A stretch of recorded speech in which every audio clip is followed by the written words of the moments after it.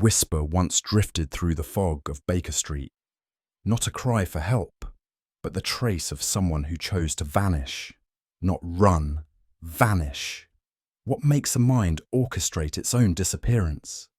And what secrets are left behind when silence is a decision, not an accident? This case begins not with a murder, but with absence. Elegant, deliberate, haunting. Before we begin, I'd love to know, where in the world are you listening from, and what time is it for you right now? Let me know in the comments below. Let's begin the story. It was one of those dreary February mornings when London seems to have folded in on itself. The mist thick about the windows of Baker Street, and Holmes sunk so deeply into his armchair that he might have been mistaken for one of the older cushions. Since the closing of the Brixton forgery affair, he had remained uncharacteristically idle, a state that always troubled me more than it seemed to trouble him. I, for one, find comfort in routine.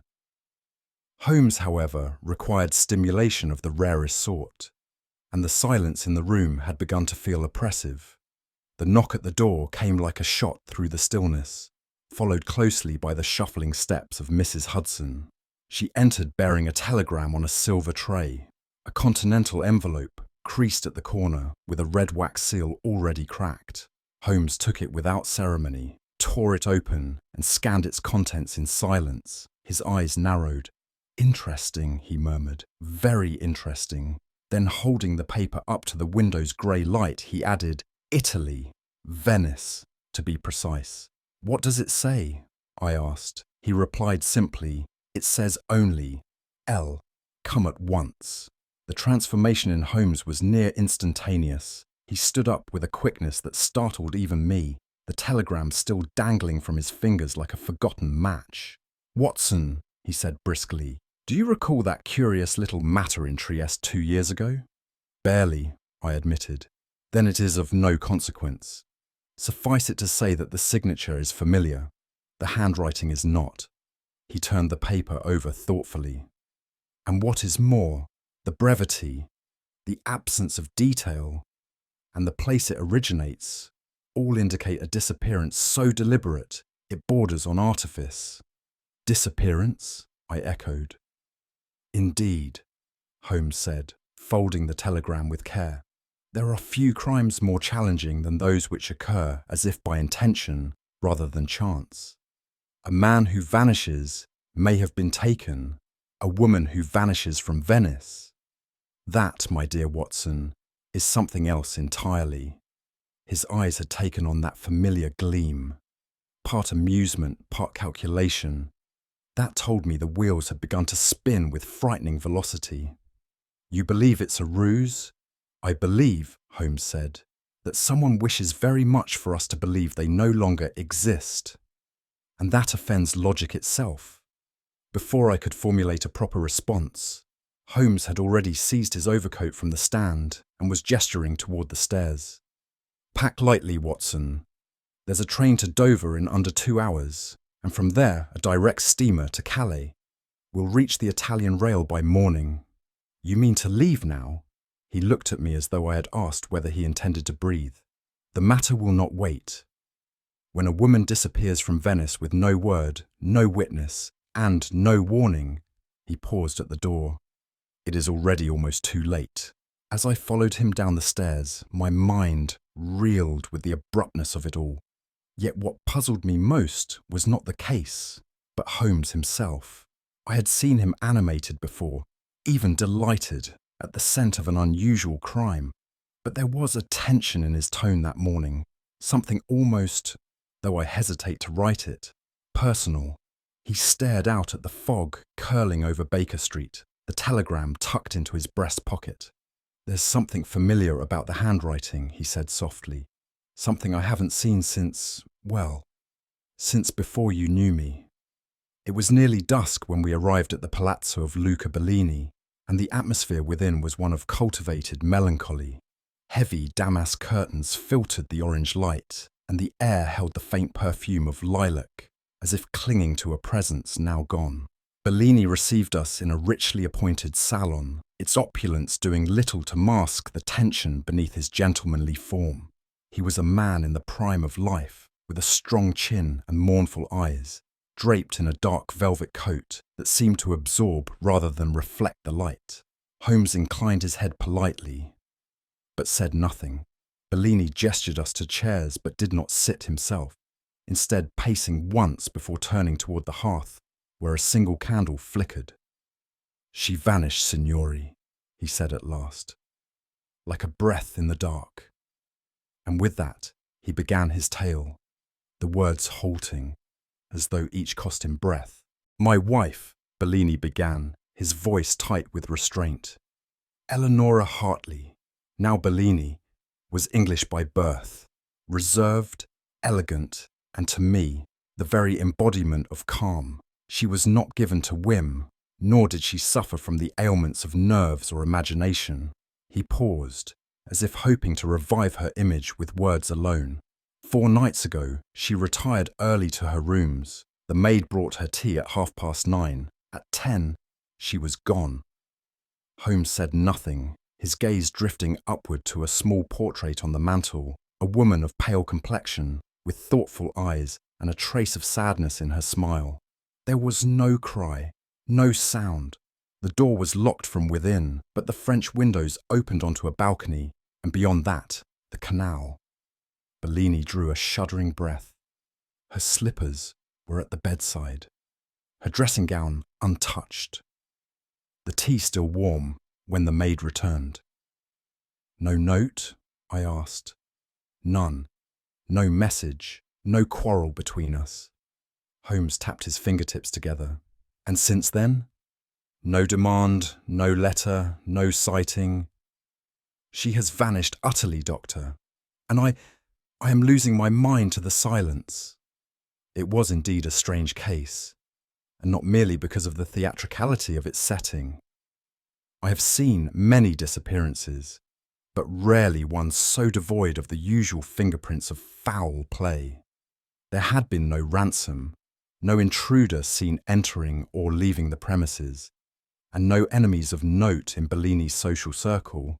Holmes, who had thus far maintained an inscrutable stillness, now stirred slightly. "The canal," he repeated. "A most accommodating conspirator." Bellini seemed startled. "You believe she took her own life?" "I believe nothing of the sort," Holmes replied. "Only that the canal is convenient for those who wish to vanish, and for those who wish someone else to." I could not help but glance again at the painting above the hearth.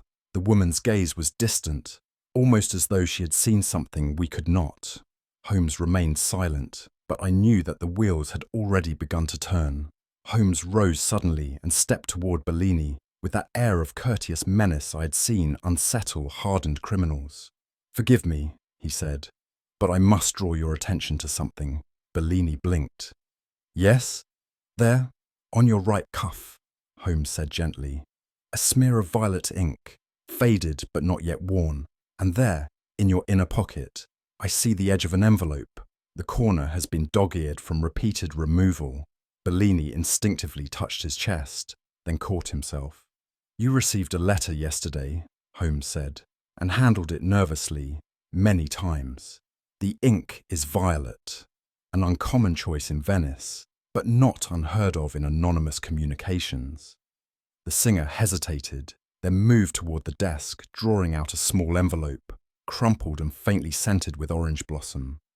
"I did not wish to mention it," he said, avoiding Holmes's gaze. "It seemed unrelated." Holmes arched an eyebrow. "A blackmail note received the day before your wife vanishes. Unrelated." Bellini flushed. "It made no demands, only hinted that I would soon be ruined. I thought it an idle threat.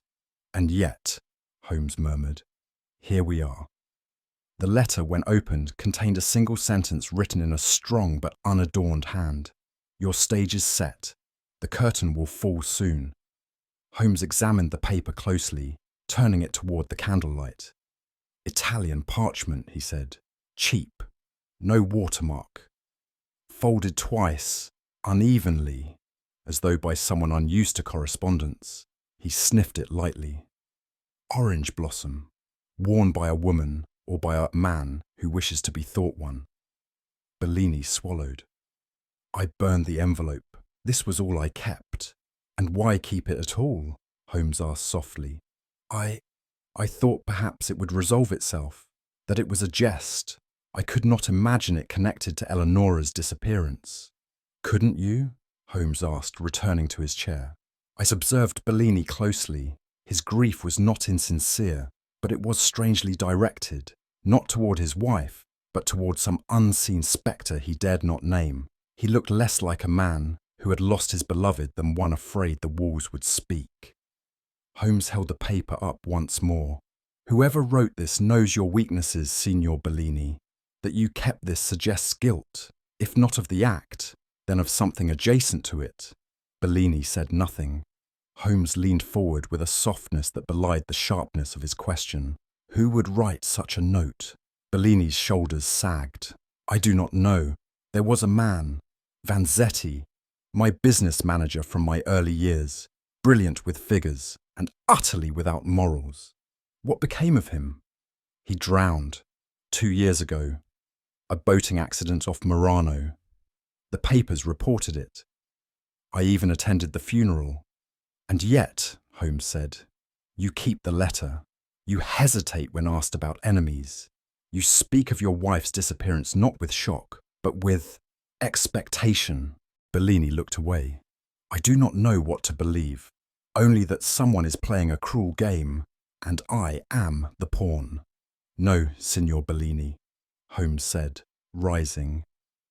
I rather suspect you are not the pawn, but the board upon which 2 others are playing. As we departed the salon, Holmes was unusually silent, his hands clasped behind him as we descended into the darkening street. The gondoliers called idly to one another along the canal, but Holmes paid them no heed. Well, what do you think? I asked at last. I think, he said, that the signor's performance was remarkable, but not convincing. There is a polish to the story, Watson, that offends my sense of disorder. It is too smooth, too neat. It smells of rehearsal. You believe he's lying? Not entirely, but I believe he is omitting something vital, perhaps something he does not yet realize himself. We stepped into the gondola, and Holmes lowered his voice. There is rot in Venice, Watson, not in the bricks or the water, but in the soul of that house, and wherever there is rot, there is something hidden beneath it. In the days that followed, Holmes threw himself into what he termed the excavation of her character, meaning, of course, Eleanor Bellini, or rather, Miss E. Hartley, as she was once known in England. She had lived for 6 years as a governess in a modest home in Surrey, raising 3 fair-haired children of a widowed merchant before vanishing into matrimony with the celebrated tenor of Venice. There were no scandals, no suspicious liaisons, and no close relations to speak of, merely a reference from the mother of her pupils that described her as measured, pious, and reserved to the point of secrecy. Holmes received all this with the faintest twitch of his brow. There's always something in the reserved ones, Watson, he said. A woman does not uproot her life and flee to Venice unless there's a reason buried in England.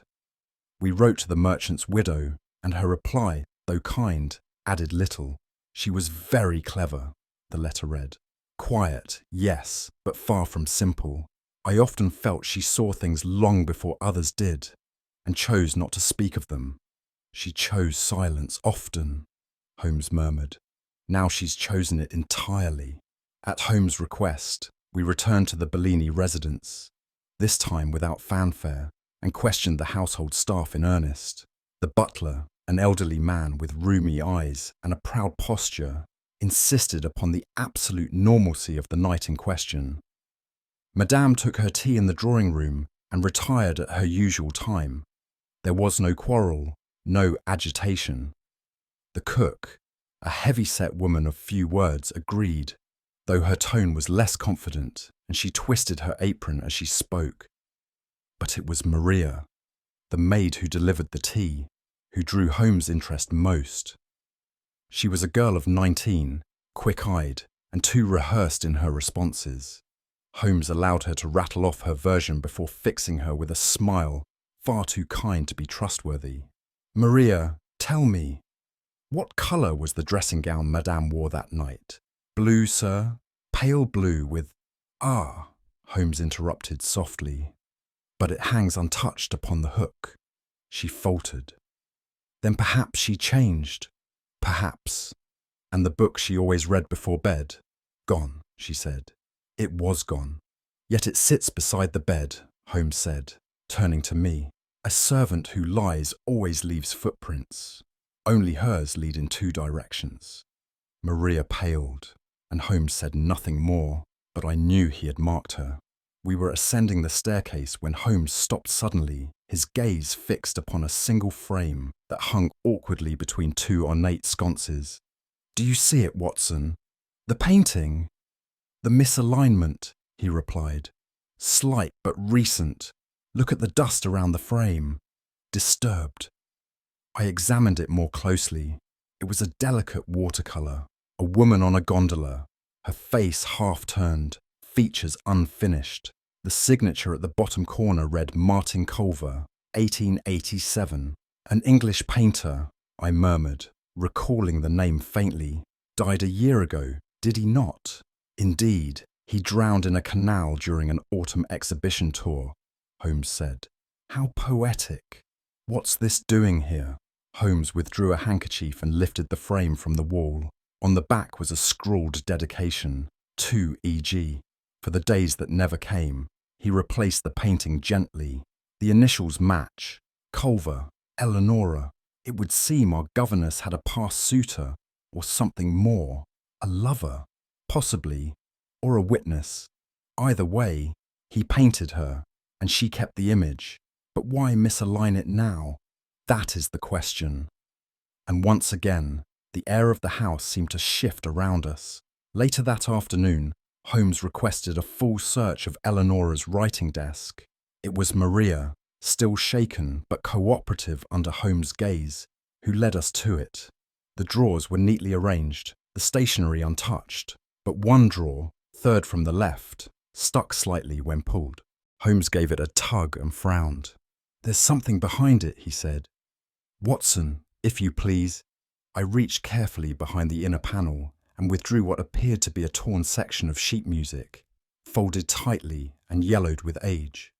At the top was scrawled a phrase in pencil, Adagio, but with urgency. Curious, Holmes murmured. She hid it, deliberately. But why?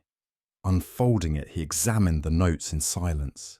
The melody is disjointed. It begins in E minor, but pivots unexpectedly into G sharp. And then, he smiled. I believe this is not music at all. A cipher? Very likely, but coded in a way only someone familiar with the structure of Italian compositions from the Romantic period would recognize. Clever woman. I watched him scan it again. And this torn fragment, part of a larger score? Undoubtedly, but it will suffice. She left this not as a farewell, but as a map. That evening, Holmes spread the torn sheet across the hotel writing table and lit a second lamp for better contrast. You see, Watson, he said, this is no ordinary piece of music. The markings are inconsistent with performance. The slurs are misplaced, and accidentals appear in odd succession. He began scribbling on a separate paper, transposing each odd musical symbol into its corresponding letter using a chart I could scarcely follow. Italian composers of the 1840s developed a technique of encoding political messages into compositions, the so-called musica cifrata. It was largely abandoned by the century's end, but Eleanor would have known of it if Culver taught her. You believe Culver left this, or that she learned from him how to write it? Minutes passed in silence as Holmes worked, pausing occasionally to tap a pencil against his chin. Finally, he sat back satisfied. What does it say? I asked. 2 words. Ghetto Vecchio. The Jewish quarter? Indeed. Not far from where Culver held his last exhibition. Holmes leaned back in his chair. She's telling us something, Watson. Not simply that she was there, but that we must go. At night, when it's empty. I stared at the music, now stripped of its melody, and if someone else knows the cipher. Holmes smiled faintly. Then we are not the only ones looking for her, but I suspect we are the only ones following the tune. Holmes remained contemplative long after we left the music cipher behind us. As we returned through the narrow lanes of San Polo, he suddenly turned into a tobacconist's shop and asked to borrow the telegraph clerk's pen and paper. "To whom are you writing?" I asked. "To Mycroft," he replied, scribbling furiously. "I require his files on two individuals, Martin Culver and Miss E. Hartley, as she was then known." "You suspect Culver had more than an artistic interest in her?" "I suspect he painted her more than once," Holmes said flatly. "Once in watercolour and once in code. The telegram, when folded, was shorter than I'd expected." "Surely you'll ask for more than names?" I queried. "Mycroft will know what I require. If he doesn't, then he has grown dull in his middle age." He posted it and turned back toward the quarter without breaking stride. "She trusted him," Holmes continued. "Enough to keep his painting, enough to copy his cipher." I asked, "And Bellini?" "She trusted him too, once, but Culver left a trace in paint. Bellini left only silence, and for the first time, I wondered which of the two men she had truly fled." That night, the moon hung low and bloated over the rooftops as Holmes led us into the Ghetto Vecchio, the old Jewish quarter of Venice. The streets here were tighter, the stones more worn, and the silence more pressing than elsewhere. Holmes carried the torn music sheet in his coat, though I suspected he no longer needed it. "Notice how the buildings crowd the sky here," he remarked. "They built upwards, you see, 5-6 stories high, to house a people not permitted to spread outward." "Oppression stacked vertically," I murmured. He nodded. "A fitting place for someone to vanish, wouldn't you say?" As we passed beneath a crumbling stone archway, Holmes paused. "This is where she wants us to look." "But why here? There's no connection." "Oh, there's always a connection," he said, eyes scanning the upper windows. "One only has to ask the right question." "And what's that?" He stopped and faced me. "Not where she went, Watson, but who she was, before she became Bellini's wife. The woman who left England did not disappear. She stepped deliberately into shadow and built a life where no one would look. And now, she's calling me to find it." We returned to the Ghetto Vecchio the following evening, following a map Holmes had drawn from the cipher hidden in Eleanor's music sheet. His steps were confident, even eager, and I, despite the late hour and the suspicious glances of a few passers-by, could not help but feel that we were indeed being drawn forward, as if by her hand. "It's not a location, Watson," he said quietly as we crossed a narrow footbridge. "It's an invitation." We arrived at a crumbling courtyard hemmed in by shuttered windows and rusting iron balconies. Holmes paused before a worn arch set into a stone wall, unmarked, unremarkable, save for a small cross etched into the lintel. "This is it," he said. "Number 7. As marked in the lower clef." He produced a small folding knife and worked at the edge of the wooden door. With a reluctant groan, it swung open. The interior was dark, musty, and silent. Inside, we found a stair spiralling downward. Holmes lit a stub of candle and led the way, his expression taut with anticipation. The passage ended in a windowless room, abandoned but not untouched. "Someone has been here recently," Holmes whispered. "How do you know?" He pointed to a thread of wax on the floor and a faint outline in the dust where something, or someone, had rested.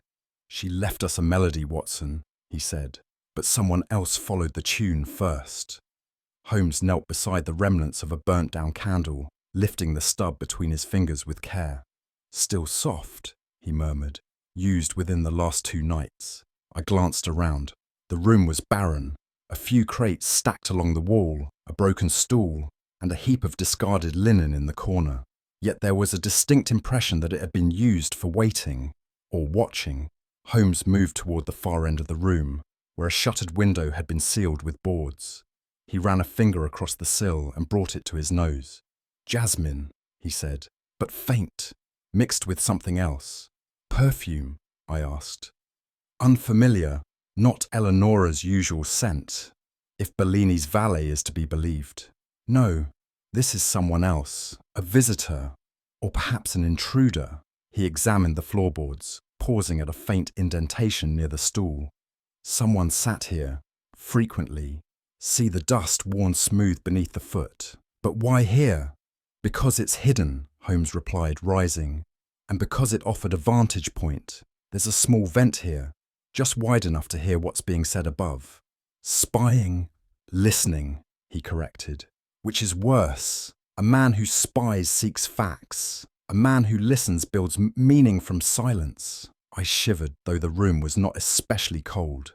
She came here, Holmes concluded, but so did another. And that other does not wish to be found. The following morning, we made discreet inquiries along the Calle dei Miracoli, a short canal-facing street not far from the ghetto.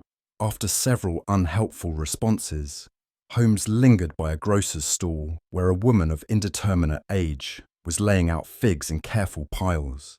She squinted at Holmes with suspicion until he complimented her handwriting on the price tags, a detail I knew to be entirely manufactured. "Tell me, signora," he said in Italian, "have you seen a woman, veiled, of slight frame, passing through here near dusk, walks quickly, does not speak?" The woman hesitated, then nodded. "Yes, signor, not local. She comes once every few nights, always alone, black veil, pale hands." "She ever speak to anyone?" "Never.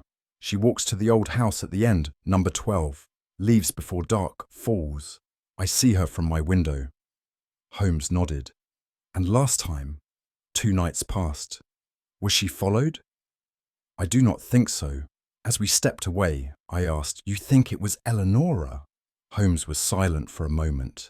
"The gate matches, the secrecy fits. But I hesitate. Why?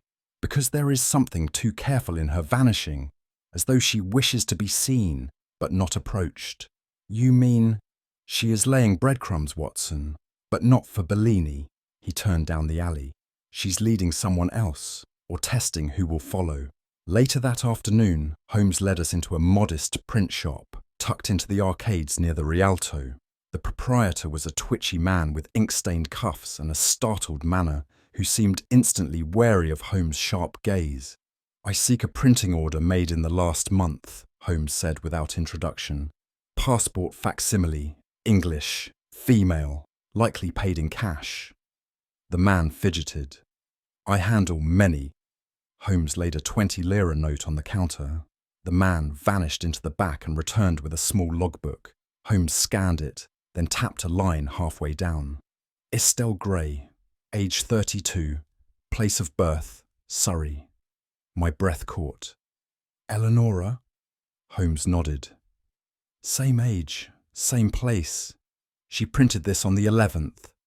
The man grew nervous. "It was for travel only, signor. Nothing criminal, I swear it." "She said as much?" Holmes asked. She said it was for protection, a precaution." Holmes took the stub of paper the man produced, a partial proof of the false identity. The likeness was unmistakable. As we stepped outside, I turned to him. "She intended to vanish permanently." "No," Holmes said. "She intended to survive." "You believe she feared Bellini?" "I believe she feared being cornered, and this alias was a door." "To where?" He looked up at the rooftops. "To a life she built before she married him, and perhaps to a man long believed dead." The old house on the Calle dei Miracoli was half rotted, its walls bearing the salt scars of 100 winters. Holmes moved through the corridor with the quiet assurance of a man stepping back into a place he had never been, but instinctively understood. On the second floor, we came upon a door with a latch barely clinging to the frame. Holmes pushed it open, revealing a narrow room with nothing but a dressing table and a long, freestanding mirror facing the shuttered window. He approached the mirror with unusual delicacy. The glass was dulled with age, but what drew his eye, and mine, was the engraving on the silver frame. Faint but visible in the waning light were the initials, E.G., and beneath it, a carved inscription, "To E.G., for the days that never came, M.C." Martin Culver, Holmes said softly. It is not just that he painted her, Watson. He loved her. The words struck me like a sudden wind through an open casement. The silent woman in the portrait, the ciphered music, the watercolour left askew on the Bellini wall. She came here often, Holmes murmured, brushing his fingers over the mirror's edge. Not to hide, to remember. He tapped the back panel twice, then paused. The mirror was moved recently, and yet its dust has not been disturbed. He turned to me, eyes lit with certainty, because the memory it holds is not on the surface, but behind it. Holmes produced a thin blade from his walking stick and worked at the edge of the mirror's wooden frame with surgical precision. After a moment, a small panel eased open, revealing a hollow recess within. Tucked neatly inside was a stack of aged envelopes, tied with faded ribbon and sealed with wax. He handed me the first and read the second in silence. The handwriting, looping and expressive, was unmistakably masculine. Eleanor, you were not made for the stage or for applause. You were made for quiet places, for coded notes and shadows. But if the world insists upon brightness, I will vanish and leave you the dark you seek. M. Holmes continued, scanning each page with intense focus. They were lovers, he said at last. Before Bellini, before Venice. Culver wrote her not with passion, but reverence, and she answered. I opened one envelope dated 3 years before her marriage. Inside was a scrap of melody, scribbled in haste. She used his cipher to send her own message, I said aloud. Indeed, these letters are not memories, they are instructions. A silent dialogue, spanning years. He tucked the bundle into his coat. She trusted him, but Culver died, and when she could trust no one else, she left breadcrumbs he alone would have understood. And now? She hopes I can read them in his stead. He turned back toward the corridor. She never stopped speaking, Watson. We simply didn't know where to listen. As we exited the palazzo, Holmes seemed changed. Not animated, but composed, as though the final piece had clicked into place. He did not speak until we reached the gondola that awaited us at the canal. She is alive, he said with quiet finality. And what's more, she wishes to be found, but only by the right eyes. You believe she staged her disappearance. I believe she staged everything, the tea left untouched, the silent bedroom, the false name. She knew Bellini's world, knew how to outmaneuver it, but Culver's death forced her to finish the act alone. And Bellini, Holmes turned his gaze toward the darkened villa across the canal. A controlling man, I suspect, passionate in public, possessive in private. She did not flee him because he beat her, but because he caged her in plain view. And the blackmail? A symptom, not a cause. Vanzetti is not dead, or if he is, someone else wears his shadow. The note was not meant to frighten Bellini. It was meant to isolate Eleanor. Then what now? Holmes drew from his pocket a slim card with instructions scrawled in his angular hand. I shall hire a woman of similar bearing, a singer's widow, recently dismissed from the opera. She will wear Eleanor's pendant and speak of a gondola rendezvous at the masquerade. A baited hook. Precisely. We shall see who bites. He leaned back at me, the corners of his mouth tightening with that familiar expression, part amusement, part menace.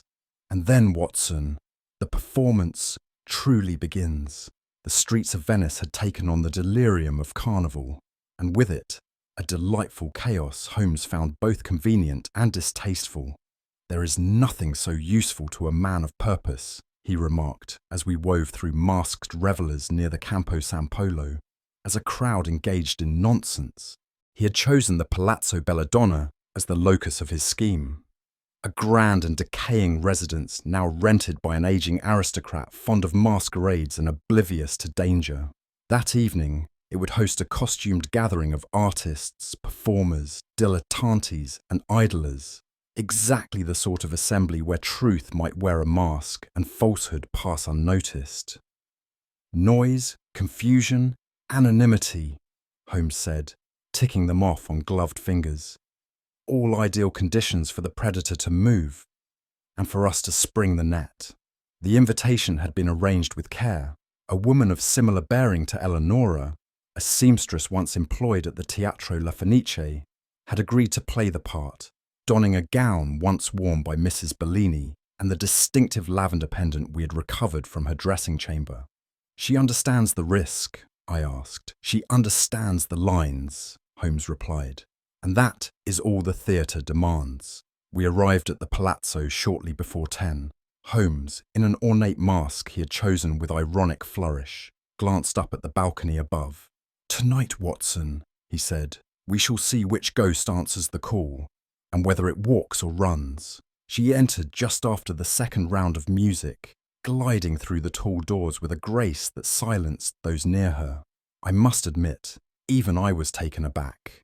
The resemblance to Eleanor was uncanny, though not perfect. Her veil concealed just enough, and the lavender pendant, the same one seen in the watercolour, worn high on the collar, glittered in the light of the chandeliers. Holmes stood at the far end of the room, speaking casually to a painter and a visiting French poet, but I knew his attention was fixed entirely on the woman he had sent into the lion's den. She passed slowly through the crowd, pausing now and then, her face always slightly turned, her hands never straying far from the pendant. When she reached the long corridor where the wine was served, she stopped beside a low table draped in red. There, as rehearsed, she began to speak in a tone just loud enough to draw the attention of nearby ears. "I should not have returned," she murmured, though not to anyone in particular. "If he finds me again, it will end as it did on the 12th, on the gondola." The phrase had been chosen with care. It meant nothing to anyone but the right person. A memory, a warning, a lever. Holmes leaned toward me. "Watch the far wall," he said. "Look for the one who does not move, who listens instead of laughs." And indeed, in that moment, a man in a black domino mask froze mid-sip, the only figure in the ballroom to lose all colour beneath his paint. The impostor did not speak again for nearly 5 minutes. Instead, she toyed with her wineglass, her eyes lowered, her fingers brushing the pendant as if weighing memory in her palm. The crowd around her gave respectful distance, not out of courtesy, but of instinct. There was something funereal in her bearing that stilled the revelry near her. A man in red velvet attempted to engage her in conversation, only to retreat awkwardly when she replied in a voice thick with implication. "The last man who pressed me for answers left Venice by water, and not by gondola." This too had been part of the script. Holmes, observing from near the musicians, turned slightly. "He's still there," he said. "Near the pillar, behind the hydrangeas. He hasn't moved since she entered. And now, he'll make his mistake." Sure enough, the man in the black domino mask placed his glass down with a trembling hand and began to edge toward the servants' hall. His route was careless, not that of a man seeking the latrine or a friend, but one who had heard his own secret played back to him and wished to disappear before the encore. Holmes touched my arm. "Now," he said. We followed at distance, Holmes moving with the predatory grace I had come to associate with the final turn of the chase. I struggled to keep up, though I did not lose him, nor did we lose the man in black, who had now quickened his pace. "He heard what he wasn't meant to," Holmes said under his breath, "and now he'll try to bury it. But he's already walking into the grave he dug." The man broke into a run the moment he exited the palazzo's back gallery. His cape fluttered like a shadow behind him, and Holmes, without a word, sprang after him into the maze of canals. I followed as best I could, my shoes slipping on damp stones and my heart thudding against my ribs. He turned left at the Campo dei Frari, then ducked into an alley I did not recognise. Holmes was not far behind, and I could hear his voice echo once. Sharp, commanding, unreadable. "Stop, signor. There is nowhere left to vanish." I arrived moments later, panting, to find Holmes standing before a low archway. his quarry cornered between a crumbling wall and the locked gate of a chapel. The man had torn off his mask. He was pale, damp with sweat, and older than I had expected, perhaps in his 50s, with a heavy brow and a jaw like cracked stone. "Vanzetti," Holmes said quietly. The man said nothing. "You were supposed to be dead." Vanzetti smiled, or attempted to. "Dead is useful. Dead is quiet. Dead doesn't pay debts." Holmes stepped closer, and yet here you are, chasing a ghost, or running from one. "Eleanor knew," Vanzetti muttered. "She found the ledgers. Culver knew too. They were going to expose me. And so you removed them." He shook his head. "I tried." Holmes's voice dropped to a near whisper. "But you failed." And even in the dimness of that Venetian alley, I could see the truth rise behind Holmes's eyes like a storm. "She's not dead, is she?" I asked. Vanzetti looked away. Holmes answered for him. "No, but he very much wishes she were." The chapel into which we pressed Vanzetti was one of those long-abandoned sanctuaries that litter Venice like forgotten prayers, centres. The air was stale with damp incense, and the candles Holmes lit from the match in his pocket cast the barest illumination upon the frescoes of sorrowing saints and hollow-eyed martyrs. Vanzetti stood like a beast at bay near the chancel, the black domino mask he had cast aside now trampled beneath his heel. Holmes studied him for a long moment, then drew a line in the dust with his walking stick. "You were presumed dead," he said flatly. "A convenient end, just as the accounts at Bellini's theatre began to strain under your creative arithmetic." Vanzetti sneered. "He should have paid me better. He paid you in trust," Holmes said, "and you returned it in false ledgers, extortion, and the quiet drowning of a woman's freedom." "She found the books," Vanzetti spat. "That prying wife of his. Culver, too. That little lover with his paint and poetry. So you arranged your own funeral," Holmes went on, "and then turned ghost. A ghost that haunted its enemies with letters and shadows.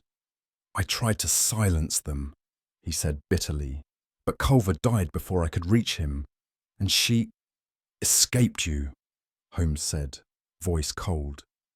"And worse still, outwitted you." Vanzetti looked at the floor. "You don't know the whole of it." Holmes narrowed his eyes. "Then you will enlighten us." And at that moment, as if summoned by the gravity of what remained unspoken, the door behind us creaked once, then opened. Holmes did not turn. "She's here, Watson," he said calmly. She would not have missed the final act.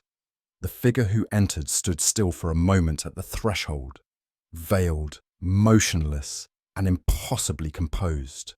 Then she stepped forward, revealing the unmistakable contour of Eleanor Bellini beneath the long black shawl. Not a ghost, not a mirage, but the living woman who had vanished. Vanzetti's breath hitched in his throat. "You see," Holmes said, without looking at her, "she knew you would return to Carnival, knew that memory and fear would pull you back like a tide." Vanzetti backed away as though she were something unholy. "I saw you," Eleanor said softly. "In the mirror, in the street. You were never truly dead, just waiting, like mould beneath paint." Holmes stepped aside. "She asked me to lay the trap, but the bait was always hers." Vanzetti collapsed onto the chapel bench, all defiance draining from him. "I forged the books," he confessed, not looking at anyone. "Bellini never noticed, too busy singing to crowds and buying velvet coats. But she did. Eleanor, she saw every line that didn't match." "And when you realised she would speak," Holmes asked. "I warned her, a note, then another, told her to keep quiet, or I'd ruin him, or her." "Instead," Eleanor said, her voice steady, "you tried to ruin both." "She told Culver," Vanzetti muttered. "He was to publish the scandal, so I followed him.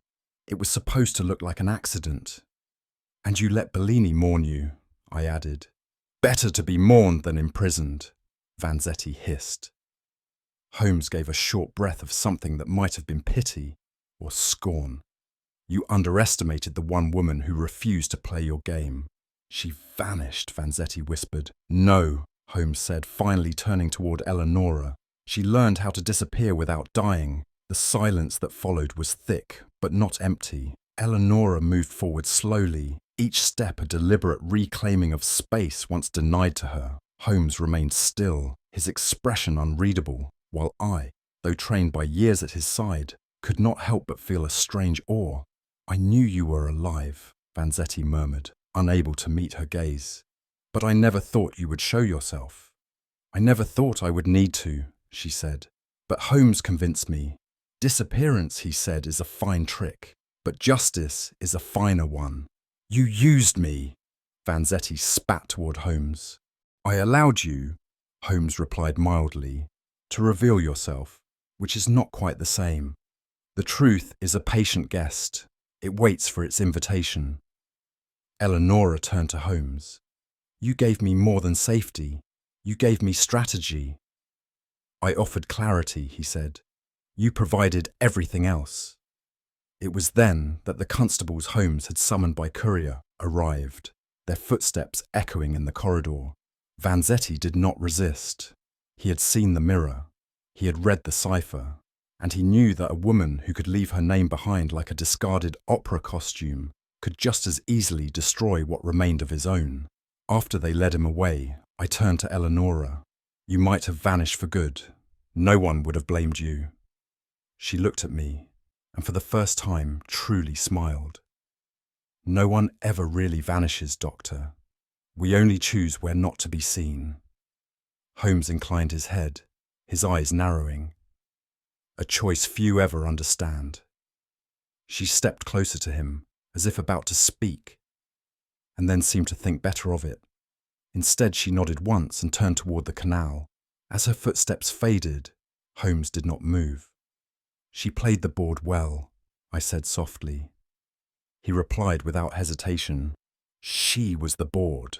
The morning after Vanzetti's arrest broke upon Venice with a mist soft enough to convince one the city had dreamt it all. Yet it was no dream, for Holmes and I found ourselves once more before the gates of the Bellini villa, that somnolent house with its shuttered windows and secrets soaked into the brickwork like rain. We were admitted by the same mute servant, who bowed without recognition of our previous visit. Holmes, as ever, moved with a self-assurance that suggested he had only stepped out for a stroll and returned for his tea. The drawing room was unchanged, save for the presence of Eleanor, now unveiled and seated beside a darkened hearth, her hands folded like a widow who had outlived more than just her husband. Holmes declined to sit. There are two kinds of silence, Mrs. Bellini, he said, removing his gloves with care. The kind imposed by fear, and the kind imposed by design. She gave a faint smile. And which did I choose, Mr. Holmes? He inclined his head. Both, in time, but the second is far more difficult to pull off convincingly. It was then that he drew from his coat pocket the crumpled telegram, the very one that had summoned us to Venice. Most ghosts do not send telegrams, he said dryly. And yet, I murmured, you received one. Holmes's eyes sparkled faintly as he turned to me. Indeed, Watson, but from which ghost, and with what purpose, is where this tale begins to truly sing. Holmes laid the telegram gently upon the polished table like a gambler revealing a final card. The words were simple, unsigned, yet unmistakably precise in their urgency. Note the phrasing, he said. The lady is in danger. Her life is a whisper in fog. Come at once. Evocative, I admitted. More than that, Holmes replied. It is a message crafted not in panic, but in poetry. Eleanor Bellini is a woman of education and discipline. Her hand is as deliberate as her step. Eleanor's gaze did not waver. I sent it, she said at last. I confess I blinked. But you had not vanished yet. Precisely, Holmes replied. The telegram arrived 3 days before her so-called disappearance. That was the first whisper. Most would ignore it as mischief or madness, but we are not most. I turned to her. Why send for Holmes before the danger began? Because, she said, the danger had begun long before. Holmes clasped his hands behind his back. She foresaw Vanzetti's return. She sensed the spiral tightening, but more than that, she needed an observer, not a rescuer. I could not move freely, she added, but I could choose who watched me. And what better choice than someone known to see what others dismiss? Holmes mused. She staged the prelude with precision and lured the audience she required. I looked at the telegram again, feeling the weight of foresight behind its ink. She didn't vanish, I murmured. She called for her witness before the curtain even rose. The silence in the villa deepened, thick with unspoken histories. Holmes turned toward the hearth, where the ashes of a last winter's fire clung faintly to the brick. You asked me once, Watson, he said. What sort of man turns a marriage into a mausoleum? I believe I now possess the answer. Eleanor did not protest. Indeed, she seemed to brace herself. Bellini, Holmes continued, was not merely a performer upon the stage. He was a master of choreography beyond it. Every movement in this household was part of a private composition. The locks on the writing desk, the diverted letters, the dismissed companions. And the servant? I asked. Paid to observe, not to aid, Holmes said shortly. The only people permitted into Eleanor's life were those who would not ask questions. And the ones who did, like Culver, were quietly erased. Eleanor spoke softly. He gave me gowns and pearls, but not air. He played adoring husband in daylight and silent jailer by night. I became a figure in his opera, not a woman. Holmes gave a slight nod. Isolation is the most elegant of cages, invisible, and thus unassailable. I looked toward her. You might have cried out. To whom, Baltin, she asked. He controlled my post, my visitors, my city. Venice itself was a walled room. Holmes paced once thoughtfully. The key to escape, then, was not to run, but to rearrange the stage. Which she did, I said, beginning to grasp it. With flair, Holmes confirmed. Most women wait to be rescued. Mrs. Bellini waited to perform her final aria. He turned to her with the faintest of bows, and what a performance it was. Holmes produced a folded page from his coat, the sheet bearing the musical cipher that had first piqued his curiosity. He laid it beside the forged passport we had earlier uncovered and turned them both toward me. Here is the genius of her method, he said. Each of these objects, seemingly random, formed a note in a greater composition. The passport, I said slowly, was never meant to fool the authorities. No, Holmes agreed. It was intended to be found, to suggest flight, to give Vanzetti just enough confidence to return. He tapped the sheet, and the cipher, a melody composed not for sound but for meaning. It concealed names, dates, movements, all encrypted in a pattern Bellini would have overlooked entirely. I turned to Eleanor. In the mirror? She smiled faintly. It was an old gift. I had it placed in view during Vanzetti's intrusion. I knew he would see it, and that Holmes would see him through it. Holmes nodded in approval. A trap sprung not by bait, but by expectation. She led us not to a crime, but to a confession. And your disappearance? I asked. The gondola? The blood? I left a scarf, she said, and borrowed a fisherman's skiff by arrangement. The blood came from a butcher's stall, and the scarf from Bellini's wardrobe. Holmes gave a quiet chuckle. Even the husband played his part, if unwillingly. Eleanor stood, her poise once more that of a woman in full possession of her life. When one cannot escape the opera, she said, one must write the libretto. Holmes turned to me. And when the notes are sharp enough, he murmured, even silence becomes a weapon. Holmes turned from the table, his expression unreadable, save for a flicker of distaste. Faked deaths, he said, are rarely clever, only temporarily effective. Vanzetti's was no exception. I furrowed my brow. You mean to say he staged the drowning to escape with the funds? Indeed, but not immediately, Holmes replied. He delayed his vanishing act until Bellini's finances became too entangled. That was the brilliance, to vanish not at the height of suspicion, but in its lull. Eleanor nodded. He said he was going to Milan. Then the gondola was found. I grieved. Bellini raged. Holmes continued, his body conveniently lost to the canals, allowed him to observe from afar. And when Bellini grew careless with accounting, when debts whispered and whispers turned to shouts, Vanzetti returned. I exhaled slowly. With blackmail, with vengeance disguised as redemption, Holmes confirmed. He convinced Bellini that Eleanor had discovered his crime and that her silence must be bought or ended. She spoke then, quiet as glass underfoot. I knew he watched me. I didn't know his name, but I knew the weight. Holmes steepled his fingers. That weight, Mrs. Bellini, was not your imagination. It was the ghost of a man who'd never drowned, casting shadows too thick for even your husband's guilt to pierce. I shuddered slightly, and yet her instincts were truer than Bellini's eyes. Indeed, Holmes murmured, instinct, Watson, is simply the observation of patterns one cannot yet name.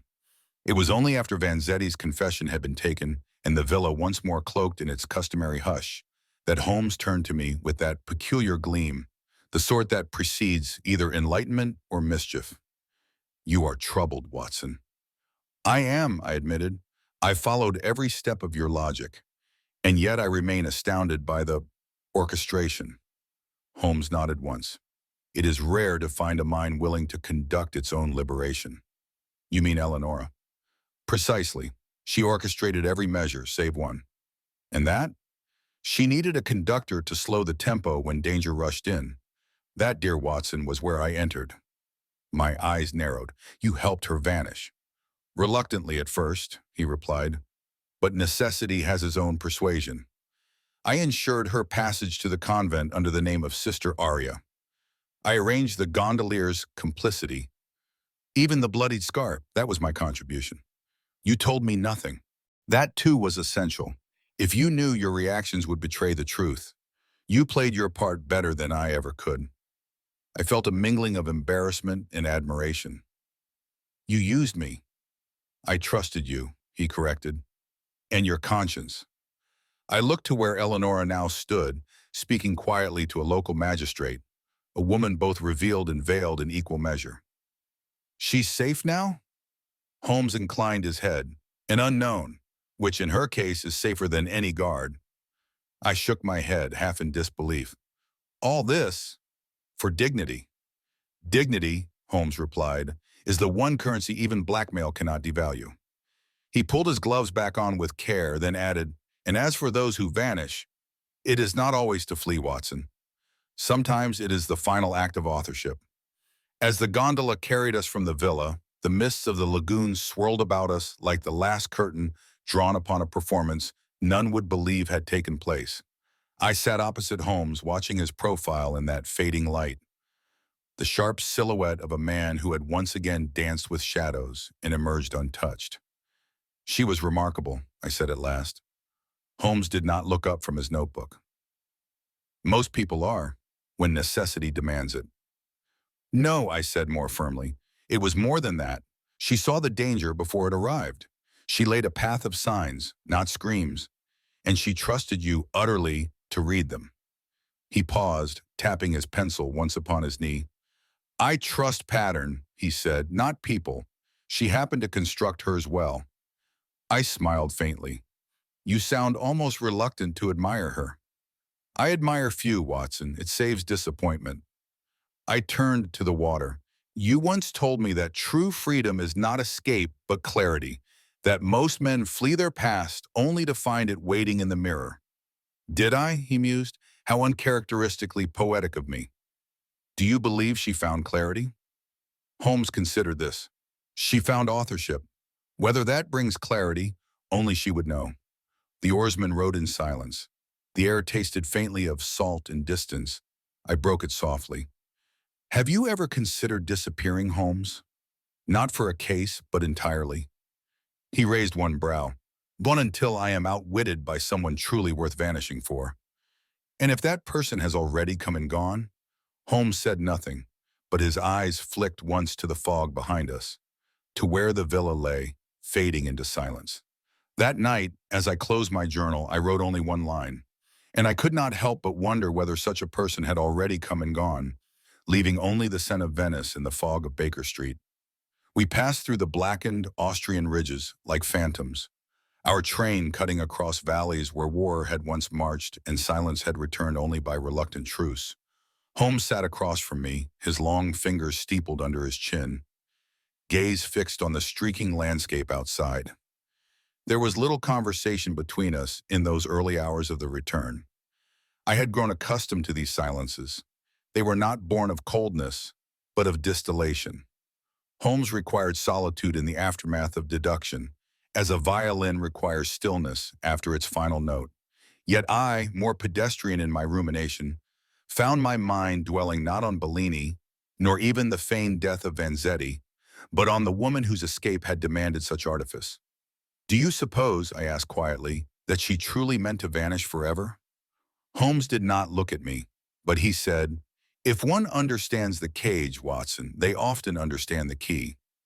The French towns appeared like quiet spectators, Lille, Reims, Amiens, each one drifting past in a blur of tiled roofs and winter branches. I found myself tracing their names absent-mindedly in the condensation upon the windowpane. "There's a difference, I think," I mused aloud, "between running away and choosing to disappear." Holmes inclined his head slightly. "A profound difference. One is fear. The other is authorship." I smiled faintly. "You've used that word before, that she authored her escape." "Because she did not stumble into it," he said. "She composed it." I watched the blur of a church spire recede behind us. And what are those who run? The ones who leave no plans, no clues, only broken things? "They often return," Holmes replied, "to find the pieces sharper than before." "And those like her?" He looked out again. "Those who disappear properly are not found, only remembered, with suspicion or with grace." There was a pause between villages where the countryside opened like a breath, fields pale with frost, dotted with crows. I turned to Holmes and said, "You admired her." He tapped a gloved finger once against the seat cushion. "Admiration is too blunt a word." "Then what would you call it?" Holmes considered. "Recognition?" "Of what?"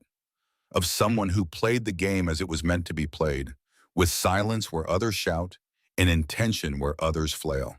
"You mean the clues?" "I mean the restraint," he replied. "She gave just enough, not more, not less. That," he added, "is the mark of mastery." "And yet she never claimed victory." "She didn't need to," Holmes said. "The best players leave the board quietly, without flipping it." "And you let her?" "I did," Holmes said, "because I saw the shape of her mind, and it did not want rescue. Only release." The final stretch of our journey brought us through Dover, then by slower rail into London. As we neared the familiar soot and steam of Baker Street, I felt the weight of return settle upon my shoulders, a sensation both comforting and oddly disappointing. Holmes remained as unreadable as ever, though his eyes had drifted from the window and now studied the reflection of the gas lamps along the station walls. I cleared my throat. "Have you ever thought of vanishing, Holmes?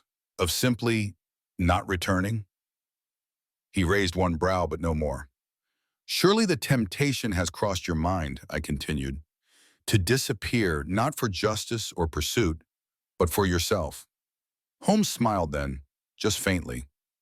"Not until I meet someone," he said, "truly worth disappearing for." I said nothing, but I noticed the way his gaze lingered, not on the present, but somewhere in the fog beyond the carriage glass. That night, as I walked the familiar hallway to our sitting room, the scent struck me, faint, floral, impossible.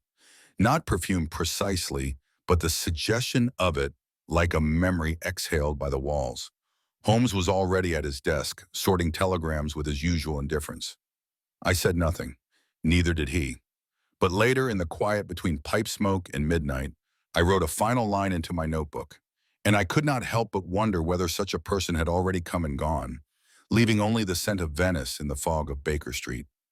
As the train pulled into Victoria Station, Holmes tapped the end of his slender fingers together, gazing at the rain-slicked gauches as if the city's gray veil were a cipher only he could read. She vanished, Watson, not to deceive, but to reclaim the dignity withheld from her, he murmured. To walk away from the chains with a silent defiance is a rare artistry. Most criminals flee the noose. She simply stepped beyond reach. I studied him for a moment. You admired her? Holmes smiled faintly. I respected the precision. She didn't just escape. She composed her disappearance like a fugue.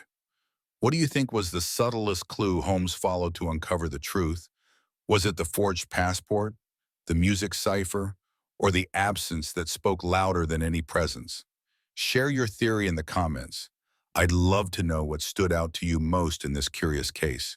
And if you enjoy unraveling these delicate webs of deception, do subscribe for more Sherlock Holmes mysteries and pass the story along to fellow sleuths and silent observers alike.